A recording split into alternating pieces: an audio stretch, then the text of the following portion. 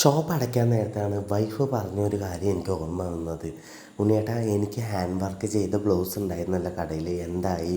അതാർക്കെങ്കിലും stitch ചെയ്ത് കൊടുത്തോ അല്ല കത്തിച്ചോ നിങ്ങളെന്നൊക്കെ ചോദിച്ചു. അപ്പോൾ അത് തിരയാട്ടോ ഞാൻ. അതിൽ ഒരു തുണിയാണ് ഇത് ഹെവി ആയിട്ട് ഹാൻഡ് വർക്ക് ചെയ്ത ഒരു വെൽവെറ്റ് ബ്ലൗസാണ് ഇത്.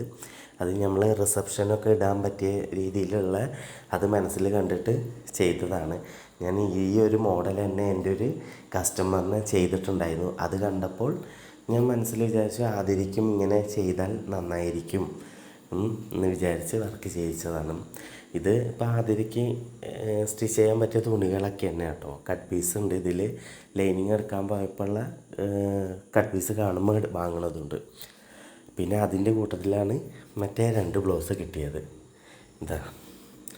ഇതാണ് വേറെ 2 ബ്ലൗസ് ചെയ്തിട്ടുള്ളത്. ഇതും ഈ സെറ്റ് സാരിക്ക് ലെഹങ്ക അങ്ങനെയൊക്കെ ഉപയോഗിക്കാൻ രീതിയിലാണ് ഇതും ഓൾറെഡി വർക്ക് ചെയ്തിട്ടുള്ളത്.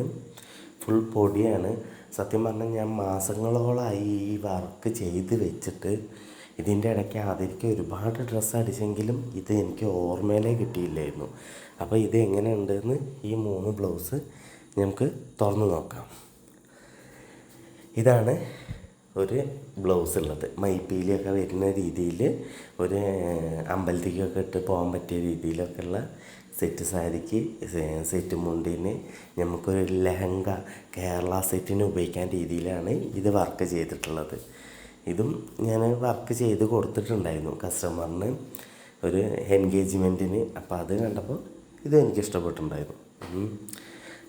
ഇത് വേറൊരു ബ്ലൗസ്. ഇതിലും ഫുള്ള് പൊടിയാട്ടോ. പൊടി കാണാൻ കഴിയുന്നുണ്ടല്ലോ. പിന്നെ ഈ വർക്ക് കംപ്ലൈൻറ്റ് വരാത്ത ഒറ്റ കാരണം എന്ന് പറഞ്ഞു കഴിഞ്ഞാൽ ഷുഗർ ബീഡ്സും കട്ട് ബീഡ്സും കൊണ്ട് മാത്രമാണ് ഈ വർക്ക് ചെയ്തിട്ടുള്ളത്. അപ്പോൾ അതുകൊണ്ട് തന്നെ കളറ് പോകുമെന്നോ മറ്റേ കംപ്ലൈൻറ്റ് വരും എന്നുള്ള ഒരു പേടിയില്ല. ഇതും എനിക്ക് ഇഷ്ടപ്പെട്ട ഒരു വർക്ക് തന്നെയാണ്. അപ്പോൾ അതിലിടട്ടെ എന്ന് എഴുതിയിട്ട് അന്ന് വർക്ക് ചെയ്തതാണ്. ഇത് ഹെവി ആയിട്ട് വരുന്ന ഒരു ബ്ലൗസാണ്. ഇതിപ്പോൾ വെൽവെറ്റ് ആകുമ്പോൾ പറയണ്ടല്ലോ, എന്തെങ്കിലും ഒരു പൊടി പിടിച്ചാൽ അത് അങ്ങനെ കിടക്കും ചെയ്യും. ഇതും ഹെവി ആയിട്ട്. ഇതിൻ്റെ സ്കേർട്ട് ഞാൻ മനസ്സിൽ ഉദ്ദേശിച്ചത് നെറ്റിൻ്റെ ആയിരുന്നു. ഫുൾ നെറ്റ് ഫ്ലെയറിൽ വരുന്ന നെറ്റായിരുന്നു. ഇത് ഒരു കസ്റ്റമർക്ക് അടിച്ച് കൊടുത്തതിൻ്റെ ബാക്കി പീസാണ്. ഒരു കട്ട് പീസിലാണ് ഞാൻ ഫ്രണ്ട് ഭാഗം 2 കൈ ഒപ്പിച്ചത്. ബാക്കിക്കുള്ളൊരു പീസാണ് ഇത്. അങ്ങനെ കണ്ടില്ലേ, ഈ 3 എണ്ണമാണ് ഇപ്പോൾ വർക്ക് ചെയ്ത് വെച്ചത്. ഈ വിഷുവിനെങ്കിലും സ്റ്റിച്ച് ചെയ്ത് കൊടുക്കണമെന്ന് വിചാരിക്കുന്നുണ്ട്. തിരക്കിനനുസരിച്ച് സ്റ്റിച്ച് ചെയ്ത് കൊടുക്കാമെന്നാണ് വിചാരിക്കുന്നത്. അതിനെ പറഞ്ഞതുകൊണ്ട് എനിക്ക് ഓർമ്മ കിട്ടി. അപ്പോൾ അത് നിങ്ങളെയും കാണിക്കാമെന്ന് വെച്ചിട്ടാണ് ഞാൻ ഈ വീഡിയോ എടുത്തത്. അഭിപ്രായം പറയണേ.